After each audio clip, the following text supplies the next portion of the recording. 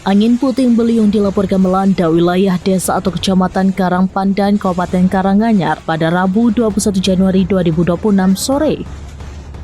Peristiwa tersebut menyebabkan sejumlah bangunan di sekitar Pasar Karangpandan mengalami kerusakan akibat angin kencang yang membawa kumpulan sampah. Seorang warga Dusun Pandan RT 4 RW 14 Suwarno, 56 tahun, menyampaikan bahwa kejadian itu terjadi sekitar pukul 17 waktu Indonesia bagian Barat dan berlangsung dalam waktu singkat, yakni kurang lebih selama 5 menit.